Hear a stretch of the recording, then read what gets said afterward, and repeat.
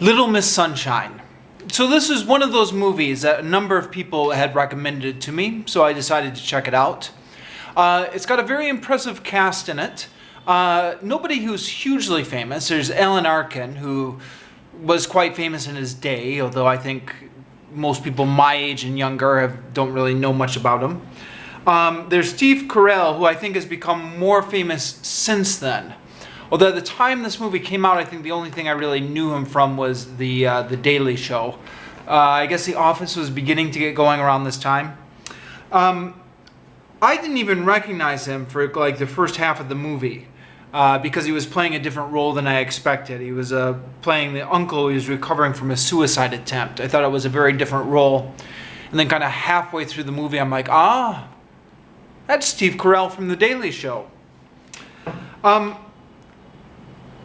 People have kind of maybe described this movie about like a real family with real problems.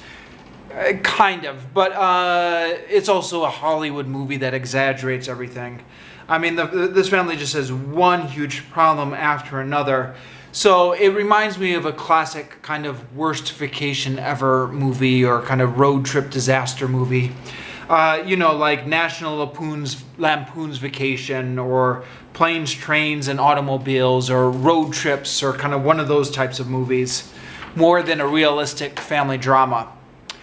But I'm not complaining. Realistic movies just completely bore me to death anyways. So I watch a movie to try and kind of escape from real life and not to watch something realistic. Speaking of realistic, that child beauty pageant at the end, I know there is such a thing about child beauty pageants and there's this bizarre little subculture. I'm not sure how accurately what's portrayed in this movie mirrors what actually goes on.